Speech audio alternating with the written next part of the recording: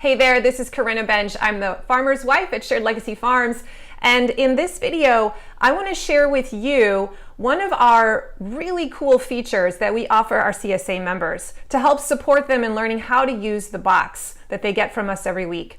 And it is a behind-the-scenes peek at one of our Facebook Live videos that we have in our private Facebook group. Every week, our community manager, Katie Jarden, who also happens to be a registered dietitian, will do a live video unboxing for our members. And in this unboxing, she literally takes the box of veggies that she just picked up that night from her pickup site, and she opens it up on camera and walks you through what the different items are. This is a really helpful resource especially for our rookie members, because it helps them, number one, identify some of the strange things in their box that they may not know what they are, but she'll also remind you how to store the item and even give some tips on which ones to use first if you can, or how to prepare them in the first place. Especially as the season goes on and you start to see some of the same vegetables again and again, sometimes you can kind of get stuck with, I don't know what to make with that, or give me another idea or another tip. They're starting to take over my fridge, and she offers those kinds of insights. Plus, because it's a live video, you can shoot a question at her, and she often responds in real time to those questions. So in this video, I'm gonna just tag on after I'm done here. I'm going to attach a video from last season so you can see what one of these live video unboxings actually looks like in real time and get an idea of the kind of support that you would get every week inside of our private Facebook group. If you want to join our farm after watching this video and you want to be a part of our CSA, head to sharedlegacyfarms.com and you can sign up for one of our box packages.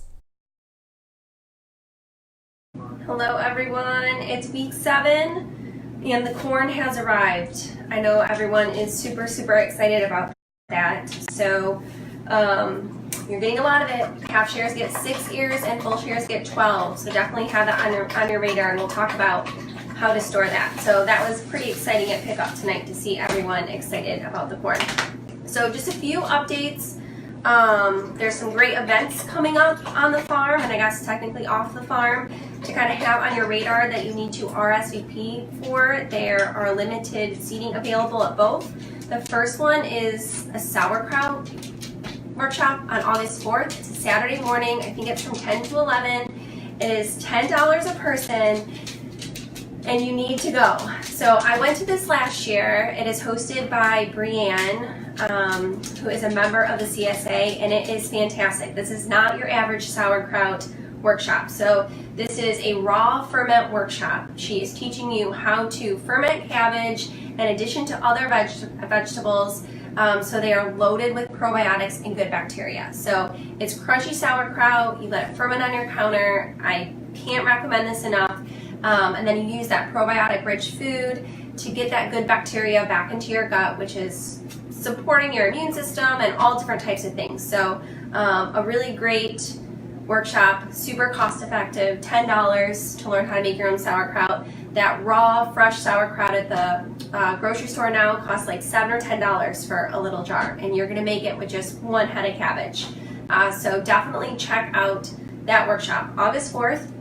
The other one is Pesto Fest, which is August 5th. And that's where you can actually go to Shared Legacy Farms and make a ton of great pesto. They will provide the basil. You bring your own food processor.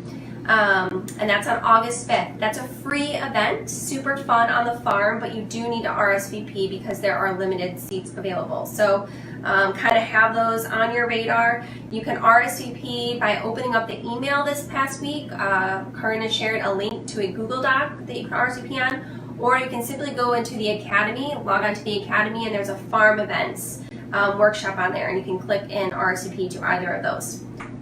All right, so this week we have a lot of new items, and we have some things that are going to be extras at some sites and not at others. So remember, there's different reasons that we have extras.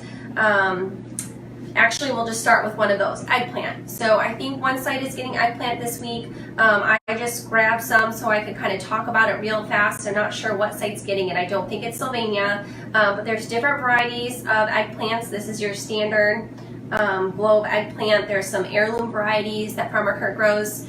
So eggplant can be stored in the refrigerator in a bag, or if you have a cooler house, you can actually store it on your countertop. Just store unwashed on your countertop.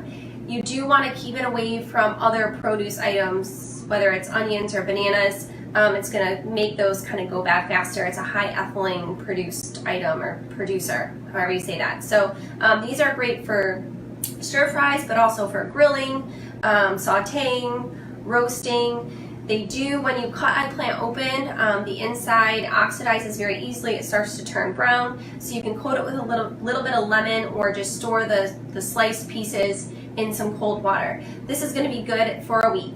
I'm actually going to store these on my countertop, I think, because after tonight's pickup, I have absolutely no room left in my fridge. So I will have to worry about those in a little bit, but those don't necessarily have to be kept refrigerated. All right, we also have some great cabbage. This arrowhead cabbage here. Cabbage, there's no rush to worry about using this week. It's going to be good for a few weeks, maybe even a month. You're going to store it unwashed in your refrigerator. When you go to use it, if any of the outer leaves have kind of gone bad or gotten yellow, you're just going to peel those away, give the cabbage a good rinse, and go ahead and cut it up and use it in stir fries or in slaws,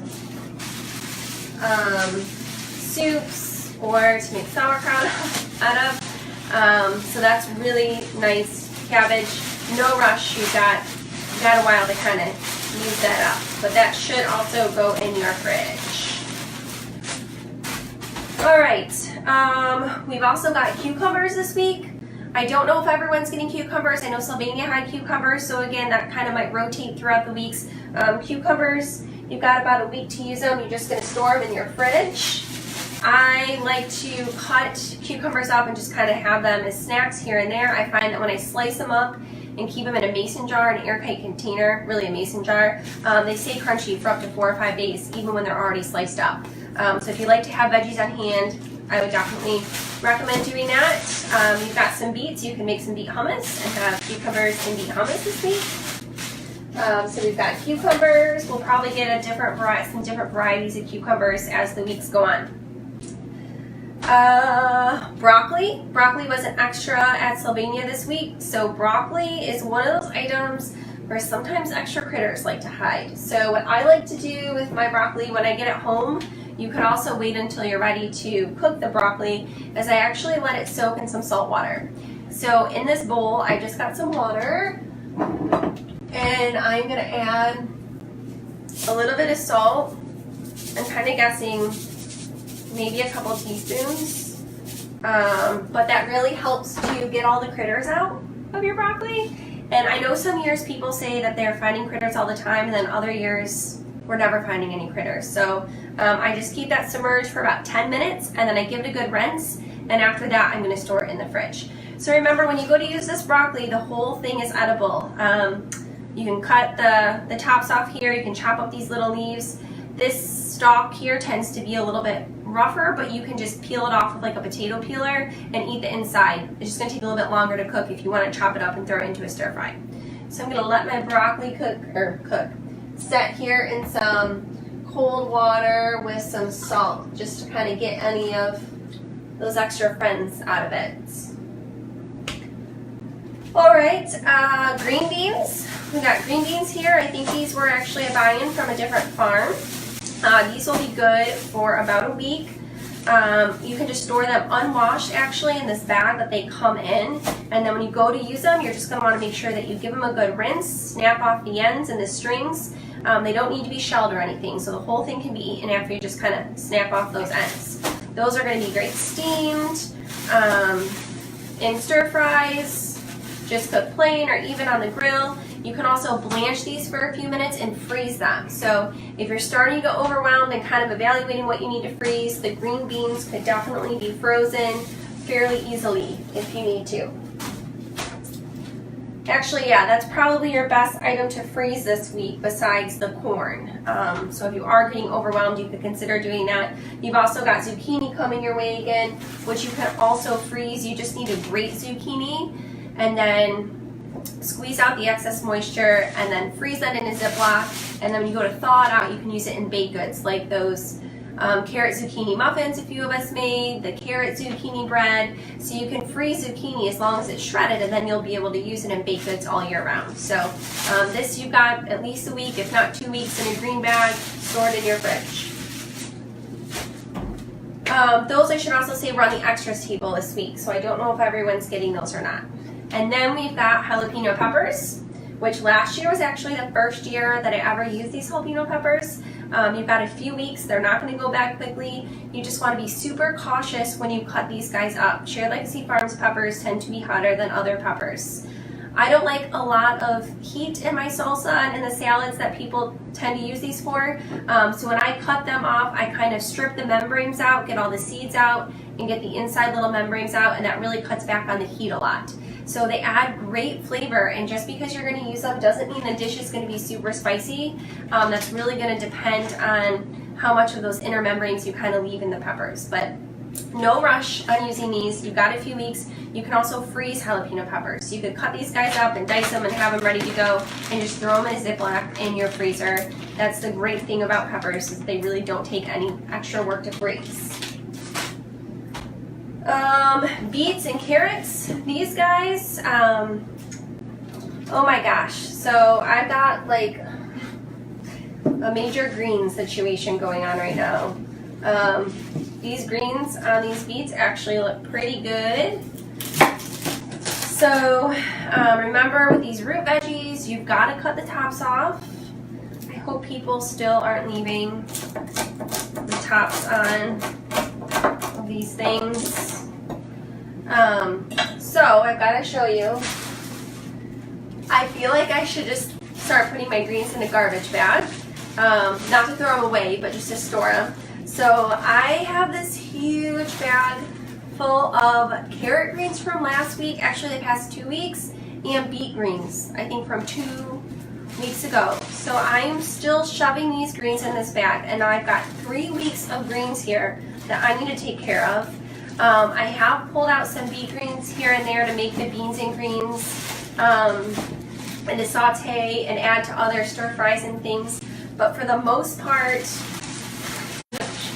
I have so, yeah, like 5 pounds of greens I need to take care of, like soon, within the next day or 2.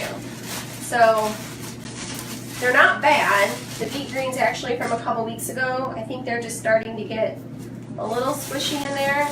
But I mean, this is taking up so much room in my refrigerator that I've got to get this under control really fast. All right, and then we've got our carrots and our beets. So I don't know if you saw the veggie pancake tutorial that I did a few days ago, but that was definitely a really great way to use a lot of these veggies up. So veggie pancakes, you could use the carrots this week. If you still have some potatoes, you could use beets. You could even add some zucchini and some corn. So you've got a decent variety of stuff to make those veggie pancakes. And if I have people that don't like beets, I think that was a great way to kind of get them in if you're someone that's trying to hide some beets. You didn't really taste the beetiness in those veggie pancakes. So we've got beets, or you can check out that beet hummus if you haven't made that yet. That's actually really good. So I've got those in that bag. They're going to be good for a few weeks. And then we've got these carrots. Same thing. We've got a few weeks. Throw these in there. There is a really good carrot soup recipe in the PDF this week if you are into making soup. I know last summer it was really hot, but everyone was making soup all year, and I feel like I haven't seen that many soups this year. So there's a really great recipe for some carrot soup in the PDFs. All right, kale. Kale, ideally you should use probably within a week. It's gonna last a couple weeks. It's not necessarily gonna go bad. The flavor just might change a little bit. It might get a little bit more bitter. So you can store that in a green bag. Kale chips. Farmer Krina made a video making broccoli chips in the microwave that you might want to check out. You can also do the same thing with the kale chips. So that's a really fast kind of exit strategy if you're struggling to use up this kale. I am probably going to make some potato, kale, and sausage soup this week that I'm pretty excited about. So yeah, kale, you can eat the stems, you can eat the leaves. You got a week, maybe longer. The stems, you're really just gonna have to chop up fine and let them cook for a little bit longer. And make sure to massage the kale if you're not doing that. So take a little bit of oil and some salt and kind of massage those leaves for a few minutes. If you're making a raw salad, it really helps improve the texture and the color a little bit if you're gonna eat it raw. All right, and then we get this corn. So, the corn is something that is on the extras table because technically it's not certified organic. It is non-GMO corn, but it's not necessarily going to be in your box because it's not organic and the box is just for organic items. I think that has a lot to do with their USDA certification. So you'll load the corn yourself. You get a lot of it. So this is the first week of corn. Don't start to get overwhelmed. It is going to come every week for probably the next month, maybe longer. So at some point you are going to have to freeze some corn, I think, unless you're going to eat a ton of corn, which maybe you are. But it is actually a great thing to freeze, especially in August when it's the sweetest. So to store the corn, you actually just store it, I just store it in a plastic bag like this. It doesn't need to go in a green bag. Nothing fancy. It does need to be in your refrigerator. And I just store them in a plastic bag. Now, Farmer Kurt and Corinna are going to tell you that this is going to taste the best if you use it within the first like 3 to 4 days, which is probably true, but it's still delicious after that. So if you can get it in within the first few days, I think that's fine, but I still think it's super sweet and delicious even up to a week afterwards. So you're going to store unwashed in these bags, and then when you go to use it, I mean, obviously there's lots of ways you can cook corn. You can steam it, you can grill it, you can make some different corn salads. I really like some of the corn salads, and I know it calls for cooked corn, but I don't even cook this corn half the time when I'm chopping it up and adding it to a salad. So I just cut it right off the cob. You can also save the cob or the inner part, I forget what that's called, to make broth for corn chowder. So if you have room in your freezer, you can always throw those guys in your freezer. Hot topic this past week in the Facebook group a few days ago, and now I can't find it, is this tool to get the kernels off the cob. So I'm excited to kind of try that out and see how much different it is versus just a knife. So I'll post the link to that if you didn't see it below. But last year, a lot of our members really had great feedback. And if you go back and see my comments or see my post on Sunday, I think it was, you can see that there's a ton of members in this group that are obsessed with that Pampered Chef tool. So yeah, store these in the fridge. Ideally 3-5 days or so, but I would say at least a week. So if you know you're going to freeze some corn, you can kind of always let your weeks overlap and freeze a bunch at one time. But that's also really easy to do. Check out the Veggie U in the Academy for tutorials too on how to freeze corn or use it if you have some other questions.